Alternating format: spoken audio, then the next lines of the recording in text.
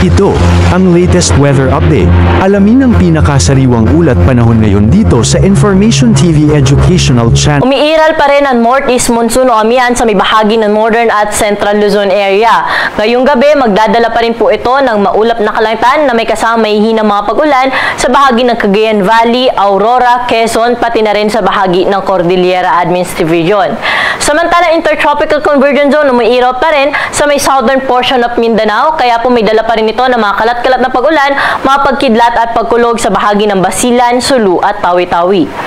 Easterlies naman po yung prevailing weather system sa nalalabing bahagi pa ng ating kapuluan na kung saan wala na po itong dalang malawakang mga pag-ulan sa anumang bahagi ng ating bansa. Ngunit mataas pa rin po ang tsansa ng mga thunderstorms lalo na po dito sa may eastern section ng southern Luzon, particular na Bicol Region, Eastern Visayas, pati na rin po sa may Caraga at sa Davao Region.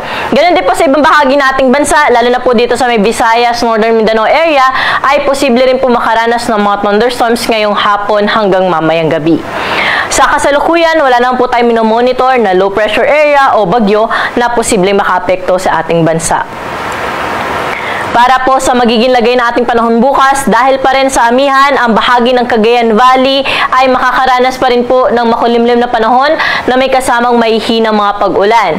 Dito sa Cordillera, pati na rin po sa Ilocos Region at Central Luzon, bahagyang maulap hanggang sa maulap na kalangitan po yung ating naasahan bukas at posible pa rin po yung mahihinang mga pag-ulan o mga pag-ambon epekto ng amihan.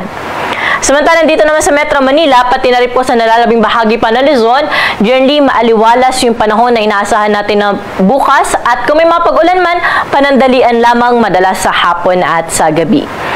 Temperatura natin bukas dito sa Metro Manila ay 22 to 29 degrees Celsius. Ganun din po sa bahagi po ng Tagaytay. Samantala sa may Baguio City, 17 to 24 degrees Celsius yung agwat ng temperatura. Sa may Lawag naman, 24 to 32 degrees at sa Tuguegarao, 23 to 29 degrees Celsius. Sa may bahagi naman po ng Legazpi City, around 26 to 31 degrees yung agwat ng temperatura. Dumako naman po tayo sa may Puerto Princesa at sa Kalayaan Islands na kung saan ay 25 hanggang 32 degrees yung agwat ng temperatura. Sa mga kababayan naman po natin sa Kabisayaan, wala tayong naasahan na malawakang mga pag-ulan dyan, ngunit asahan po natin yung mga thunderstorms sa hapon at sa gabi, pero sa umaga hanggang tanghali ay maaliwala sa panahon po yung ating inaasahan. Sa Iloilo, 26 to 31 degrees agwat ng temperatura, aabot din po sa 31 degrees yung maximum temperature sa bahagi ng Metro Cebu. Pero sa Tacloban po, 25 to 32 degrees yung inaasahan natin na temperatura. Sa Mindanao naman, dahil pa rin po sa epekto na intertropical convergence zone, ang bahagi ng Basilan, Sulu at Tawi-Tawi ay makakaranas pa rin po ng maghapong maulap na kalangitan na may kalat-kalat na mga pag-ulan, mga pagkidlat at pagkulog.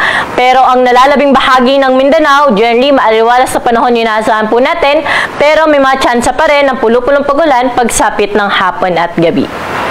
Temperatura po natin sa Cagayan de Oro ay 25 to 31 degrees Celsius. Aabot naman sa 32 degrees yung maximum temperature sa Metro Davao at 33 degrees sa bahagi ng Zamboanga City. Sa mga kababayan naman po natin na maglalayag, wala tayong nataas na gale warning sa kasalukuyan, kaya malaya po mga kapalaot yung ating mga kababayan, mga isda, pati na rin yung maliit na sasakyan pandagat. Ngunit pinag-iingat po natin yung ating mga kababayan na maglalayag sa baybayin po ng Northern Luzon dahil posible pa rin po dyan yung moderate to rough na sea condition. Sa nalalabing baybayin na ating karagatan ay magiging banayad hanggang sa tamtaman lamang ang mga pag-alon. Para po sa ating 3-day weather outlook sa mga pangunahing syudad dito sa Luzon, dito po sa Kamaynilaan, wala tayong naasahan na malawakang mga pag-ulan for the next 3 days, pero pagdating po ng Lunes hanggang Martes ay halos magiging mostly cloudy po yung ating panahon dito sa Kamaynilaan. Kaya kung makikita natin, yung temperatura po natin ay maglalaro lamang sa 24 hanggang 30 degrees Celsius. At sa Baguio City naman, may mga tsansa pa rin po tayo ng pag-ambon dyan for the next 3 days. At ang temperatura naman, mula 16 hanggang 24 degrees Celsius. Pero kung makikita po natin sa bahagi ng Legazpi City, no, for the next 3 days, Sunday hanggang Tuesday, ay posible po sila makaranas sa mga light to moderate with at times heavy na mga pag-ulan. Posible po ito ay epekto ng shear line. At ang temperatura natin sa Legazpi City ay mula 26 hanggang 30 degrees Celsius. Dumako naman po tayo sa bahagi ng Kabisayaan, partikular na sa may Metro Cebu at sa Iloilo City, na kung saan for the next 3 days hanggang Martes ay wala po tayong naasahan na malawakang mga pag-ulan. Pero ganun din po, pagsapit ng Lunes hanggang Martes ay mataas po yung tsansa ng mga pag-ulan sa bahagi ng Metro Cebu at Iloilo City.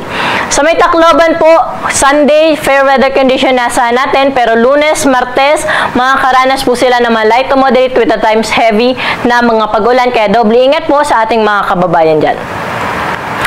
Sa bahagi naman po ng Metro Davao, Cagayan de Oro, pati na rin po sa may Zamboanga City, ay generally fair weather condition po inaasahan natin, Lunes hanggang Martes. Pero pagdating po, Linggo hanggang Lunes po, no? Pero pagdating po ng Martes sa may Metro Davao, ay magiging maulap ang kalangitan na may kalat-kalat na mga pagulan, mga pagkidlat at pagkulog. Ito ay posibleng dulot po ng low pressure area o intertropical convergence zone. Kaya patuloy po tayo mag-antabay sa mga update na nilalabas ng Pag-asa. Sa may Cagayan de Oro at Zamboanga, for the next 3 days, magpapatuloy po yung fair weather condition maliban sa mga thunderstorms sa hapon at sa gabi. At ang araw po natin dito sa Kamaynilan ay lulubog sa 5:28 ng gabi at muli itong sisikat bukas ng 6:11 ng umaga.